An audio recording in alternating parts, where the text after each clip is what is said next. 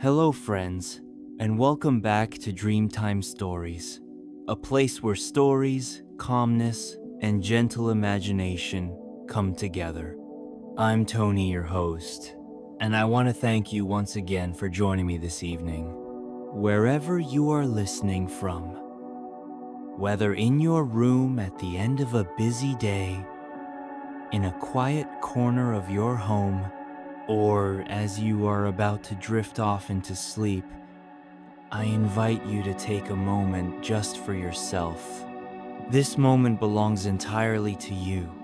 Our story tonight is a very special one. It was originally written by Mia, and I'll be guiding you through it with a soft, gentle voice.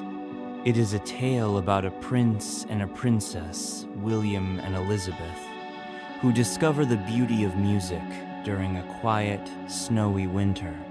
But before we step into their world, let's first prepare ourselves to listen with open hearts and rested minds. I invite you now to gently settle in. If you are lying in bed, adjust your pillows so that your body feels supported.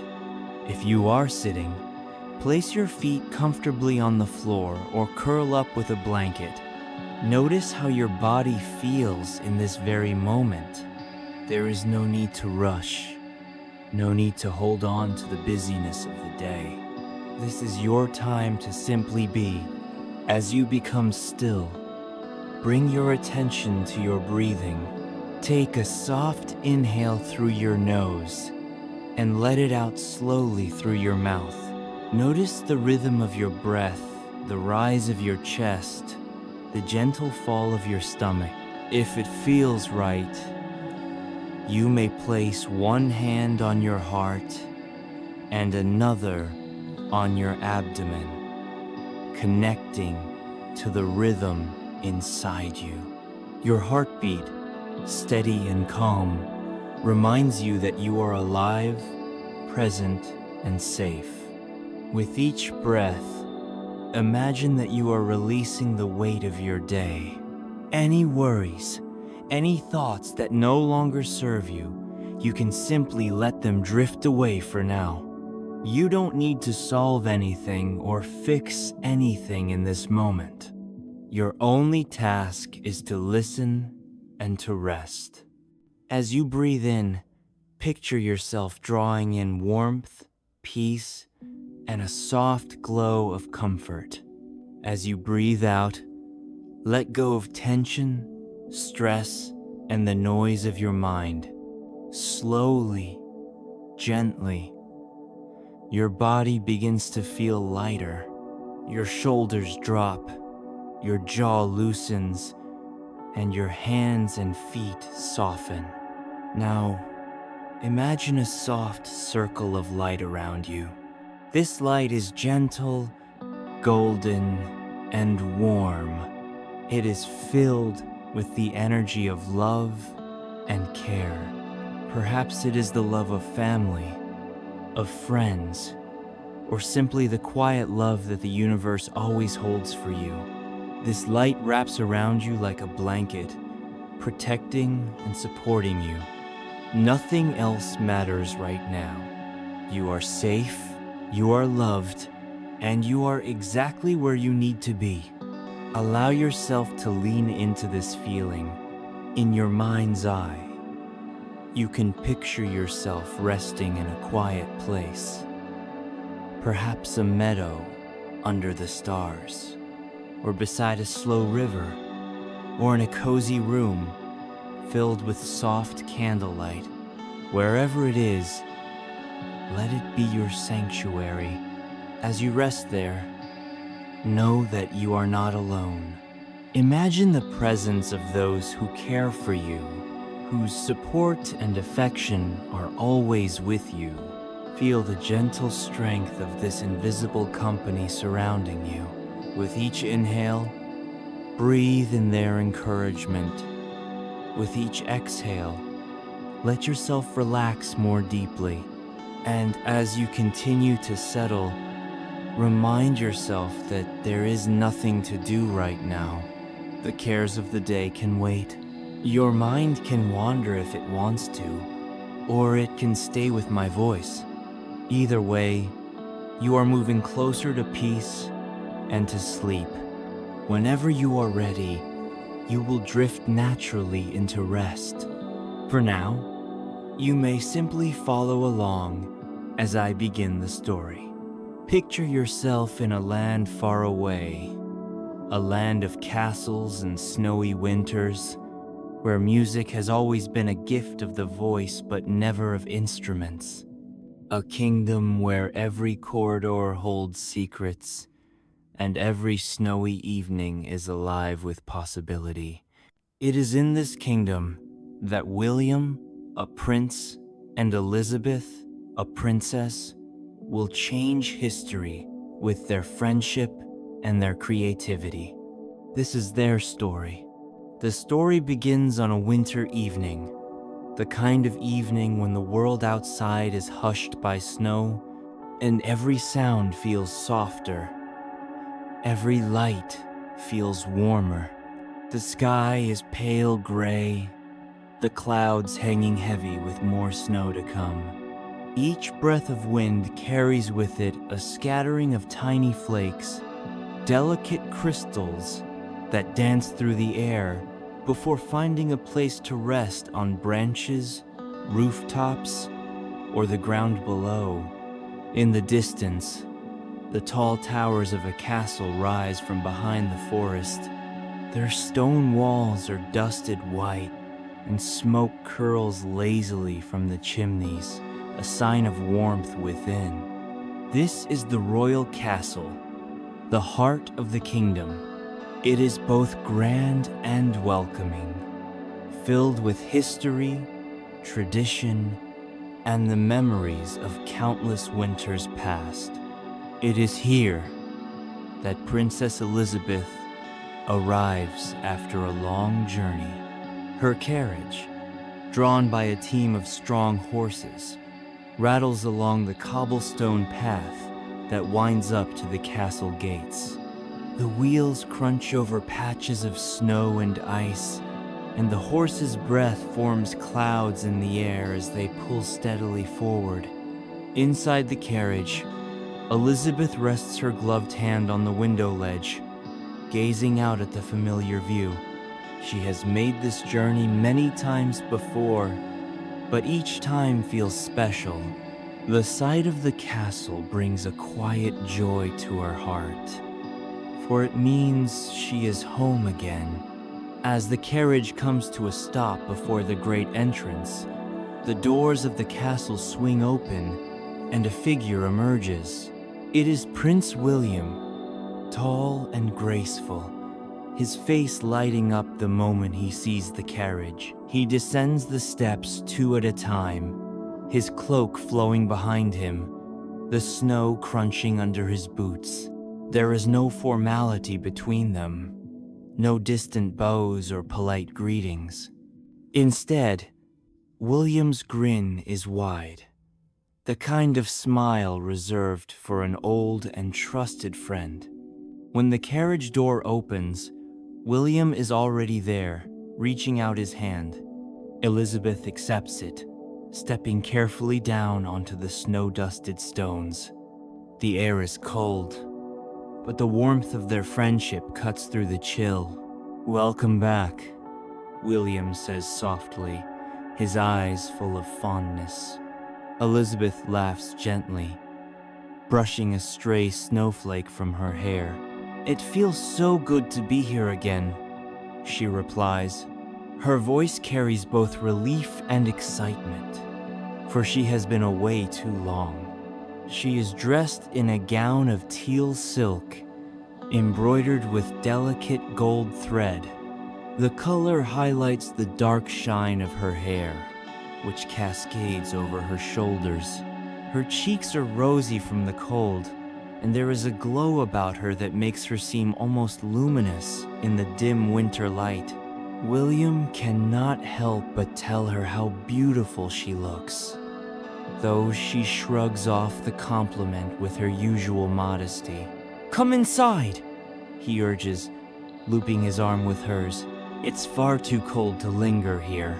Together, they cross the wide steps and enter the castle's grand hall. Warmth greets them immediately.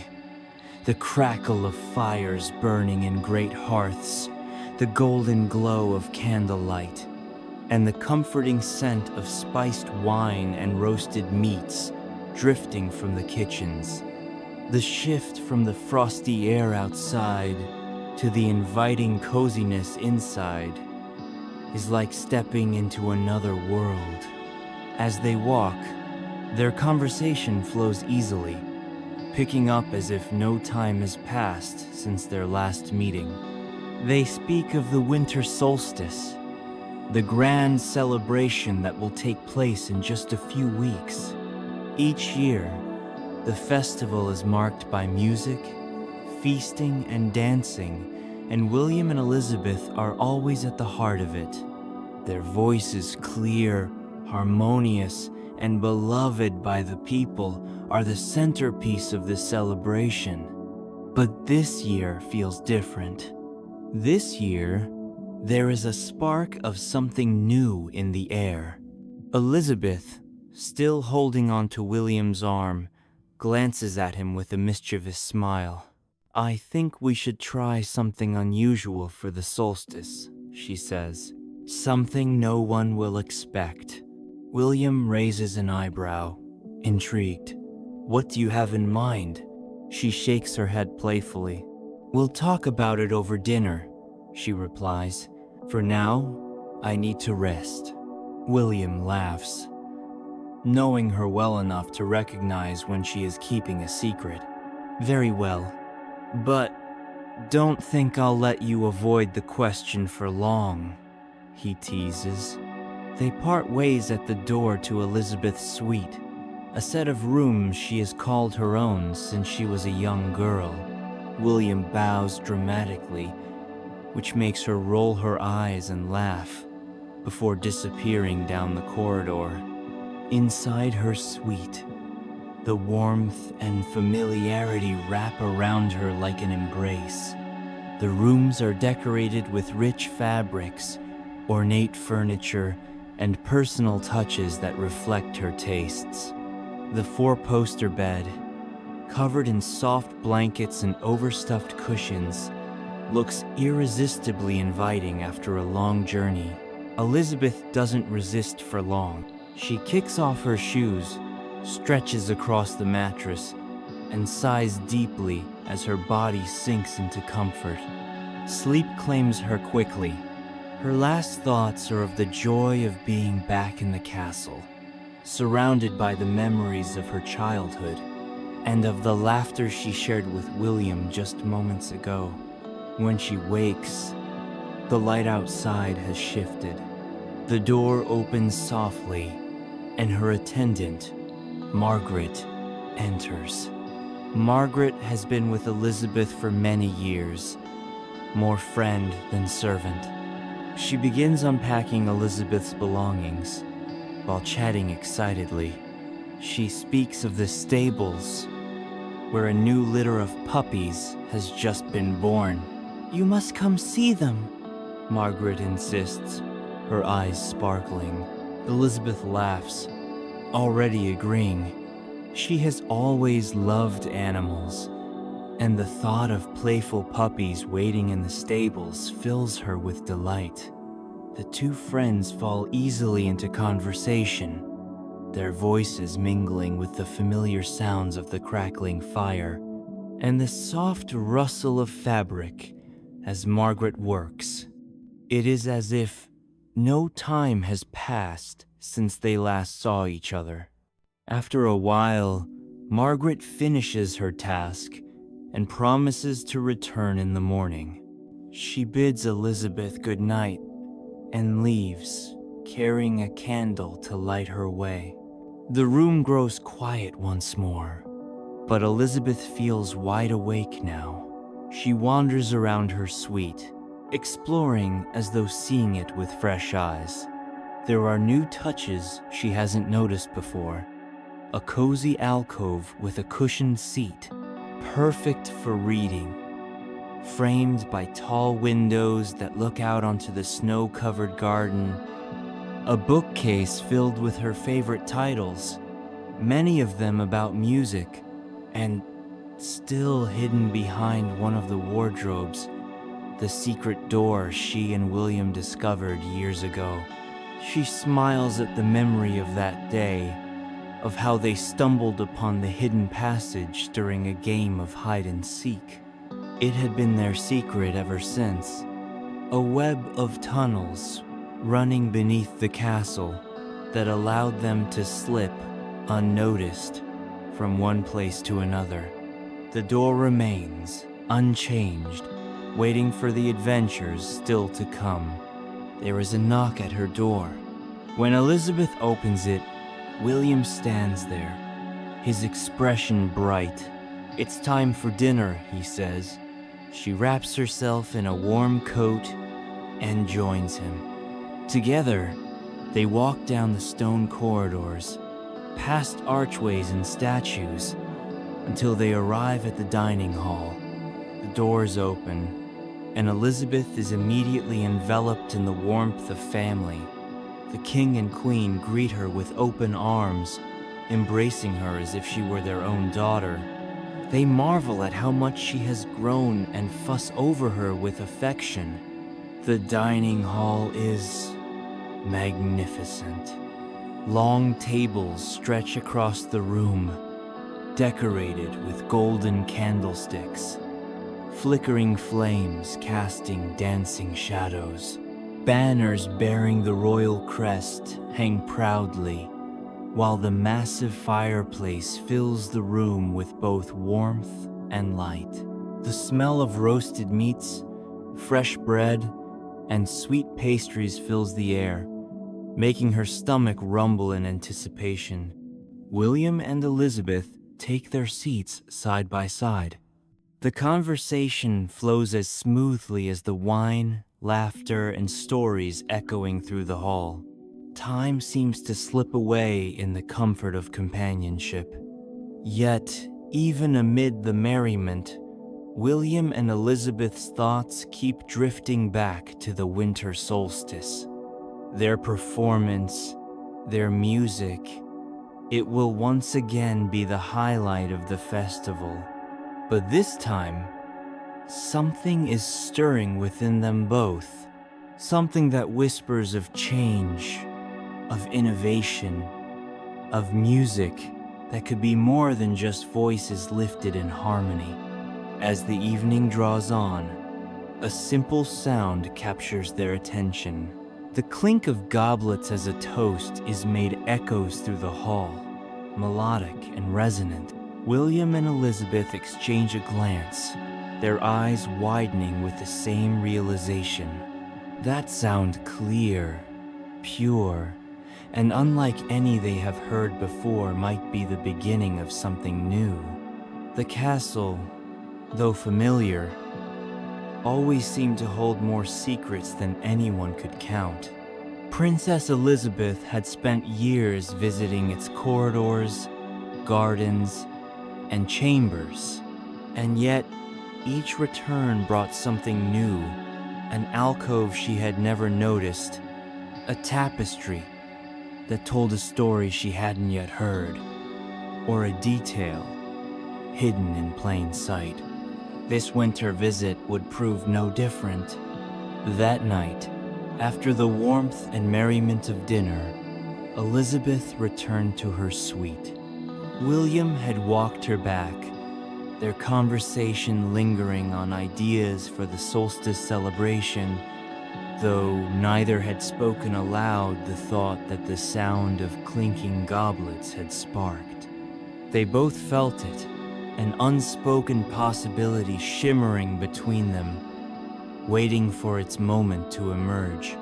Inside her suite, Elizabeth took a slow walk across the richly decorated rooms. The thick carpets muffled her steps, and the firelight cast a golden glow across the carved furniture. Everything seemed both familiar and slightly changed, like a melody played with new notes added in. She paused by the tall windows of her reading alcove. Outside, the garden lay blanketed by snow, silent and untouched. The trees were heavy with frost, and the fountain at the center of the garden was frozen, its icicles glistening like jewels in the moonlight. Sinking onto the cushioned seat, Elizabeth curled up for a moment, simply gazing out at the winter landscape. She let her breath fog the glass, drawing tiny patterns with her fingertip, much like she had done as a child. Her thoughts drifted to the day ahead, to the plans she and William might weave, and to the endless sense of possibility the solstice always seemed to bring. After a while, her gaze moved back toward the wardrobe at the far end of her chamber. She smiled knowingly, rising from her seat. With deliberate steps, she crossed the room, her gown whispering softly over the floor. She reached for the wardrobe's edge and carefully shifted it aside, revealing the hidden door. It was small, made of old wood that bore the marks of time, but still solid. Only she and William knew of it. Their secret, their doorway into a world of hidden passageways beneath the castle. She traced her fingers along the edge, remembering the day they had found it during one of their childhood games of hide-and-seek. That discovery had bound them together in a special way, giving them a private world inside the larger, more formal one that everyone else lived in. The temptation to open it and wander through the tunnels tugged at her, but tonight she resisted. She simply smiled, satisfied by the memory, and gently slid the wardrobe back into place. Some secrets were most beautiful when kept for the right moment. The following morning, Elizabeth was awakened by Margaret, cheerful as always.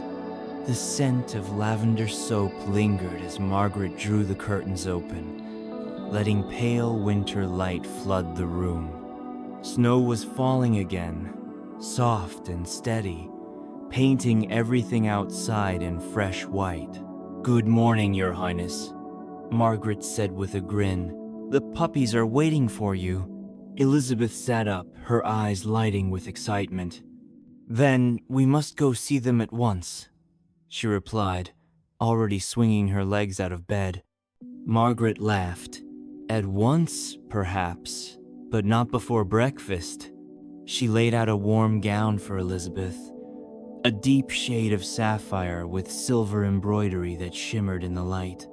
Once Elizabeth was dressed, the two made their way through the corridors, the sound of their soft footsteps mingling with the distant hum of castle-life servants bustling, doors creaking, voices echoing faintly from far-off chambers. William was waiting for them near the stables. His smile widened when he saw Elizabeth, and together they stepped into the warmth of hay and wood. The stable smelled of fresh straw and horses, and from a small pen in the corner came the playful yips of puppies. The moment Elizabeth crouched down, the smallest pup wriggled free from its nest and stumbled toward her. She scooped it up, the little creature's warmth spreading through her hands and heart. Its fur was soft, its tiny heartbeat quick. The puppy nestled into her, as if it had been waiting for her all along. William watched, his eyes gentle. "She suits you," he said quietly. "She's the runt of the litter. My parents were thinking of giving her away." Elizabeth looked down at the puppy, who was already dozing contentedly in her arms. She raised her eyes to William, silently asking. He smiled and nodded. "She's yours." With that, The puppy had a new name, Muse.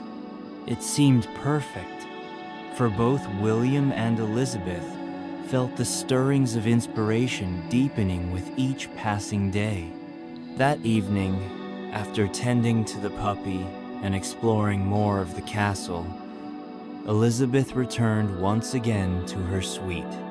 Margaret helped her prepare for the night, brushing out her hair and chatting about the day. Yet even as they spoke, Elizabeth's mind drifted toward the hidden door and the secret tunnels. She imagined William waiting on the other side, lantern in hand, ready for another adventure. When the room grew quiet and Margaret had departed, Elizabeth lay in bed with Muse curled beside her. The puppy's small snores filled the room with a gentle rhythm, almost like music. Elizabeth smiled, pulling the covers up around her shoulders. As her eyes closed, she felt the day's discoveries and the promise of what was to come settle warmly in her heart. The castle was alive with secrets, some already known, some waiting to be revealed. And as sleep carried her away, she knew that the days ahead would bring even more. The dining hall of the castle was one of its most magnificent spaces. Every winter it seemed to take on a special kind of magic, as though the season itself infused the room with warmth and splendor. That evening was no exception. When Elizabeth and William entered the hall, the glow of countless candles welcomed them, their flames reflecting off polished silverware and golden goblets that lined the long tables. The air was rich with the aromas of roasted meats, fresh bread, and spices that hinted at far-off lands. Servants moved gracefully through the hall, carrying trays laden with steaming dishes. Musicians were not present. There were no instruments in the kingdom, only the voices of singers. But laughter and conversation provided music of their own. The king and queen, William's parents, were seated at the head of the long table, their faces lit with joy when they saw Elizabeth, and they stood to embrace her warmly. To them, she was not just a visiting princess, but almost a daughter of their own. They fussed over how tall she had grown, how radiant she looked, and how glad they were that she had returned in time for the solstice. Elizabeth blushed at their praise, thanking them softly, before taking her place beside William. The two of them sat shoulder to shoulder, as they had for so many feasts before. Between them lay an unspoken ease, the comfort of two lives woven together by years of friendship. As the courses were served, conversation flowed freely. The courtiers spoke of the preparations for the solstice festival, the decorations, the food, the visiting nobles who would soon arrive. There was an air of anticipation throughout the hall, for the winter solstice was the grandest celebration of the year. When the talk turned to music, all eyes shifted to William and Elizabeth. The kingdom adored their voices, which had become the heart of the solstice tradition.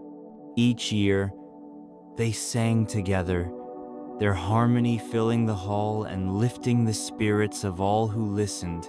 "We are all eager for your performance," the queen said warmly, her smile brimming with pride. "Your voices are gifts to this kingdom." William inclined his head respectfully, though his lips curved with a hint of mischief. "We will not disappoint, mother," he said. Elizabeth added softly, "This year, we hope to bring something new, something different." Her words caught the attention of the courtiers, who leaned in curiously.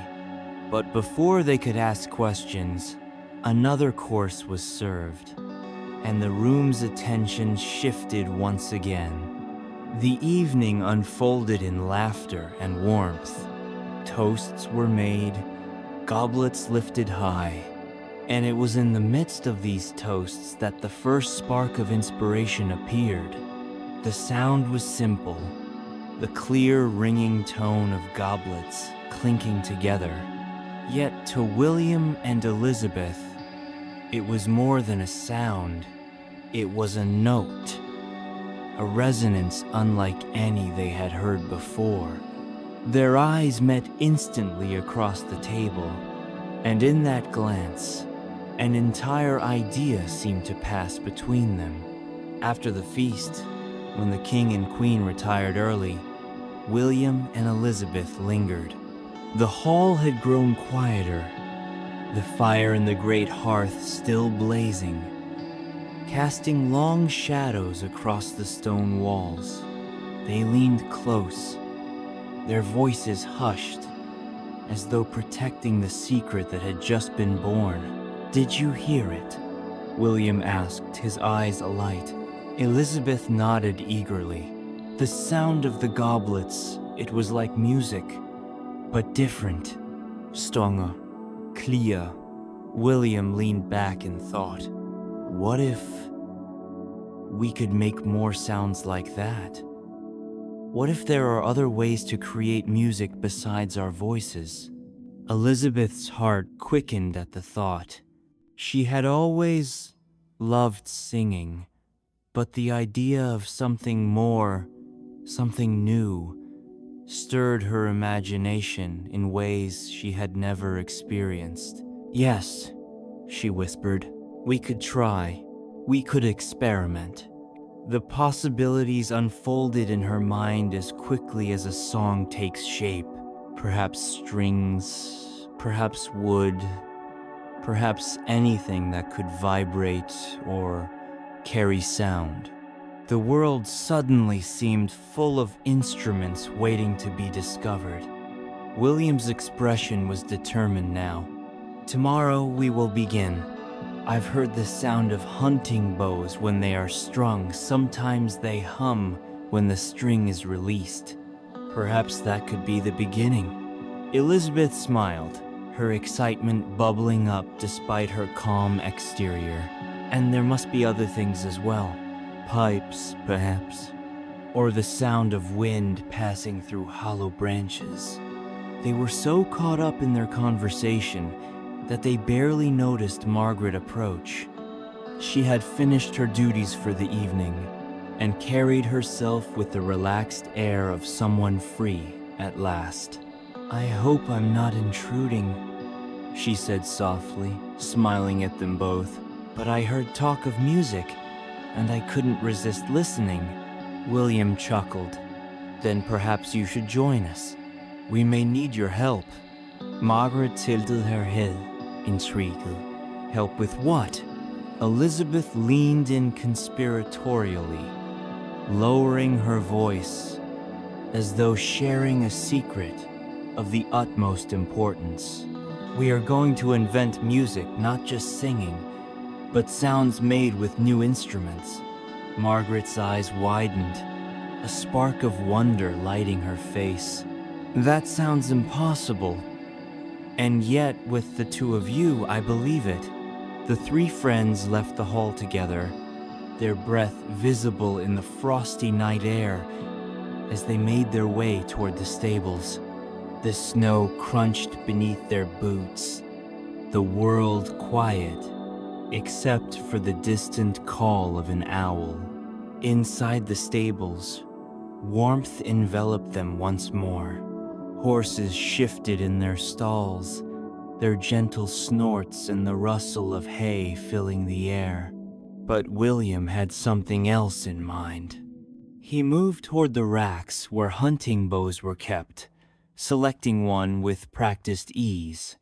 As he strung it, he plucked at the taut cord, producing a sharp twanging sound. It wasn't beautiful yet, but it was something. It was a start. Elizabeth's eyes widened, her imagination sparking. "Yes, if we can shape the sound, if we can tune it, We could make melodies. Margaret crouched near the puppies, watching as Muse clambered onto Elizabeth's lap. She smiled at the sight, then turned her gaze back to William. "And I will help however I can," she said earnestly. The puppy wriggled happily, licking Elizabeth's hand as though approving of the plan. It was settled. From this night forward, the three of them would embark on a journey unlike any they had ever known. They would explore the hidden language of sound, turning ordinary objects into vessels of music. As they returned to the castle, carrying the bough with them, a sense of destiny seemed to hang in the air. The winter solstice was only weeks away, and by then, if their plan succeeded, they would share something with the kingdom that no one had ever heard before. Something that would change music forever. The morning after the feast dawned with a fresh blanket of snow. The castle and its surroundings gleamed as though painted in white light, each rooftop and tower edged with frost. Sunlight broke through the clouds, sparkling against the icy landscape like thousands of tiny diamonds. It was a day full of promise, the kind of day that seemed destined for discovery. William arrived at Elizabeth's suite with the hunting bow he had taken from the stables. He carried it carefully, as though it were already something precious. Elizabeth greeted him with a smile, Muse bounding around her feet in excitement.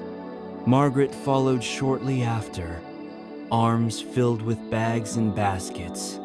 She had taken it upon herself to gather anything that might prove useful: lengths of metal cord, small tools, scraps of wood, and pieces of cloth. The three friends sat cross-legged on the rug in Elizabeth's chambers, the fire crackling warmly beside them. They laid out all the items they had collected, marveling at the possibilities spread before them. William was the first to act. With careful fingers, he tightened the string of the bow and plucked it once more. The note rang out, sharper than the night before, and he adjusted it again, experimenting with the tension. "If the string is tighter," he explained, "the sound grows higher. If it is looser, the sound is deeper." Elizabeth leaned closer, fascinated. She hummed a note and asked William to match it with the bowstring.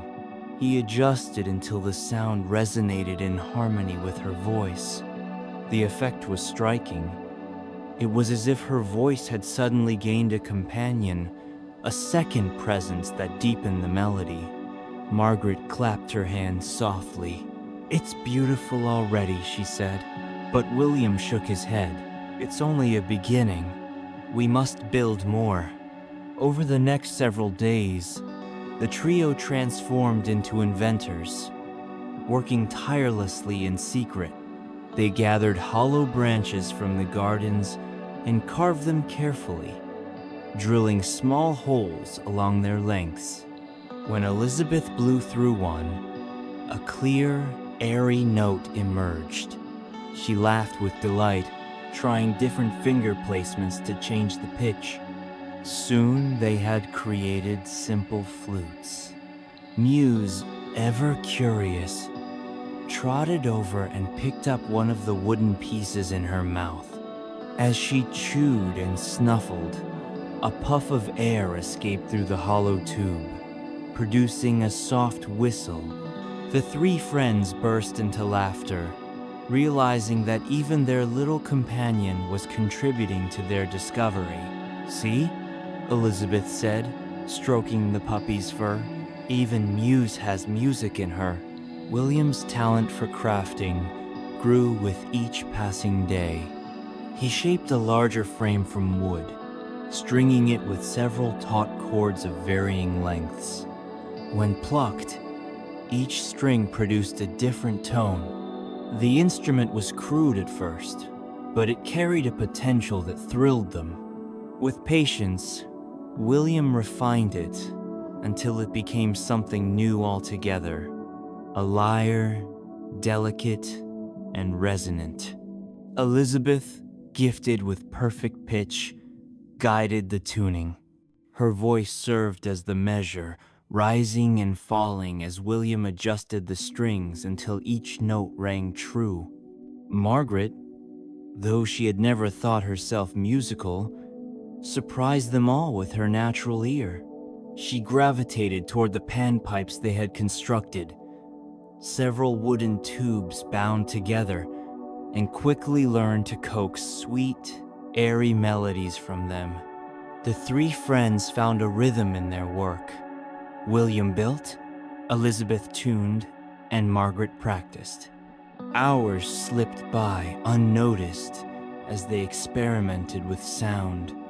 The excitement of discovery filled the air, blending with the crackle of the fire and the occasional yip of Muse. Yet they knew they could not remain in Elizabeth's suite forever. Their music was still a secret, and they needed a place where they could work without interruption. That was when Elizabeth remembered the hidden tunnels. She led William and Margaret to the secret door behind her wardrobe, revealing the entrance to the underground passages. Carrying lanterns, they explored the network of tunnels until they found a chamber larger than the rest, its stone walls sturdy and its floor smooth. The room had long been forgotten, but with a little care, it could become their sanctuary. Over the following days, they transformed the chamber. William dragged down rugs and cushions to soften the cold stone floor. Margaret found old sconces and lit them with candles, filling the room with a warm glow. Elizabeth arranged a small hearth, ensuring that they could keep a fire burning even in the depths of winter. By the time they were finished, the hidden chamber felt less like a secret passage and more like a haven. It was here that their rehearsals began in earnest. William plucked the strings of his lyre, the notes echoing gently off the stone walls. Elizabeth lifted her flute to her lips, her breath producing a light, airy melody that wove around William's chords. Margaret added the soft tones of her panpipes, her playing tentative at first, but soon confident. Together, the three created a sound unlike anything they had ever heard before. For the first time, their voices were not alone. The instruments added depth and texture, layers of harmony that made their songs feel fuller, richer, more alive. Elizabeth closed her eyes as she played, feeling the music flow through her. It was as though the castle itself was listening, the old stones holding the echoes of their melodies. William's expression was one of focus and wonder, his fingers moving with growing skill across the strings. Margaret beamed, delighted by the unexpected gift she had discovered within herself. Night after night, they gathered in their hidden chamber, their music evolving with each rehearsal. They experimented with rhythms, tempos, and harmonies. Sometimes they failed, the flutes squeaked, the strings snapped, but even in failure they laughed and learned. Muse became their constant audience, curling up on her blanket and drifting to sleep to the sound of their playing. Her soft snores mingled with the notes, creating an almost comical counterpoint that made them laugh quietly in the middle of their songs. Days turned into weeks, and their skill grew. The lyre's voice became stronger, the flutes more precise, the panpipes more fluid. Their music was no longer just an experiment, it was a masterpiece in the making. But more than that, their friendship deepened. William, Elizabeth, and Margaret shared not only their talents but also their dreams and hopes. They spoke of the solstice performance with a mix of excitement and nervousness. No one in the kingdom had ever heard such sounds before. Would the people embrace it? Would they understand the beauty of this new music? Despite their doubts, the three friends pressed on. They knew in their hearts that what they were creating was something extraordinary. And as the winter solstice drew near, the castle above buzzed with preparations. Servants decorated halls with evergreen garlands, hung wreaths on every door, and polished the grand dining hall until it gleamed. Outside, snow continued to fall, blanketing the world in white. The kingdom prepared for its greatest celebration of the year, unaware that this solstice would be unlike any other. Beneath the castle, in the warmth of their secret chamber, William, Elizabeth, and Margaret continued to weave their tapestry of sound. Each rehearsal brought them closer, each note carrying them forward. The time was coming. Soon, they would share their music with the world. The day of the winter solstice arrived at last. From the early hours of the morning, the castle was alive with energy. Servants bustled through the corridors, carrying evergreen garlands and wreaths to hang upon the doors. Branches of holly and pine framed the windows, while sparkling candles were placed on every ledge, filling the air with light and warmth. The scent of baked bread, roasted meats, and sweet spices drifted from the kitchens, mingling with the evergreen fragrance to create an atmosphere both festive and comforting. Outside, the snowfall had eased, leaving the landscape draped in a pure, untouched white. The air was cold and still, yet within the castle, warmth flowed like a gentle tide. Every corner seemed to hum with anticipation, for the solstice was not merely a festival, it was the heart of the kingdom's traditions, a reminder of light returning after the darkest night of the year. William, Elizabeth, and Margaret had prepared tirelessly in their hidden chamber. Every note, every rhythm, every harmony had been polished until it shone like crystal. Yet, as the day unfolded, nerves fluttered in their chests. For tonight, they would reveal something no one in the kingdom had ever heard. Music born not only of voices, but of instruments. As evening fell, guests arrived from across the land. Nobles, courtiers, and villagers alike filled the great hall, their laughter and chatter echoing against the stone walls. The hall was transformed tables, pushed back to leave space for dancing, the hearth blazing with fire, and garlands draped above in celebration of the season. The flicker of countless candles made the room glow, as though stars themselves had descended to join the festivities. Elizabeth stood at the edge of the hall, her flute cradled in her hands. William held his lyre, the polished wood gleaming in the firelight. Margaret stood beside them, her panpipes resting gently against her palms.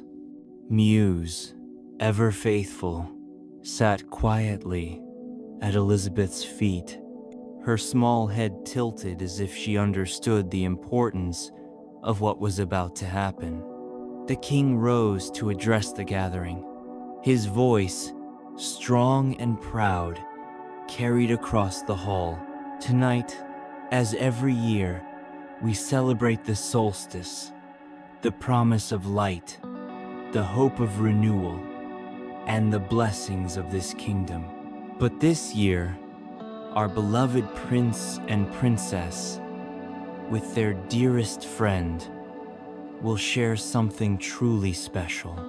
Let us listen with open hearts. A hush fell over the hall. The guests leaned forward, eager, expectant. William glanced at Elizabeth and Margaret. Their eyes met, steady and full of courage.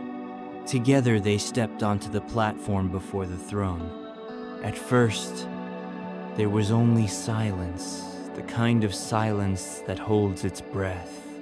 Then William strummed the lyre, and a soft, resonant note filled the room. It was unlike anything the guests had ever heard.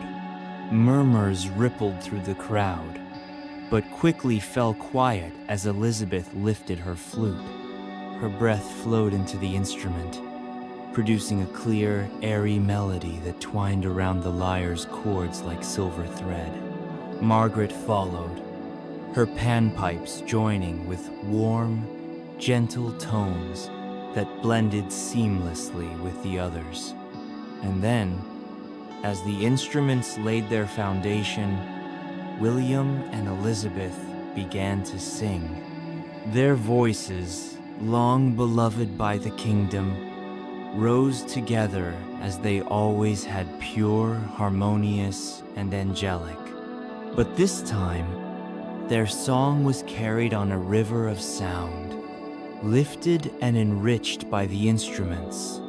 The melody swelled, layered, and full, weaving a tapestry of tones that shimmered in the air. The hall was transfixed. Guests who had come expecting familiar songs sat spellbound, their eyes wide with wonder. The music was like nothing they had ever known at once. Strange and beautiful, foreign, and yet deeply moving. It was as if the essence of winter itself had been captured in sound. The stillness of snow, the warmth of fire, the promise of light returning. As the song grew, the guests rose from their seats, first one, then another, until the entire hall was standing. Some began to sway, others clasped hands, and soon the room was alive with dancing. The music had awakened something in them all, a joy, a freedom, a sense of unity that pulsed like a heartbeat through the hall.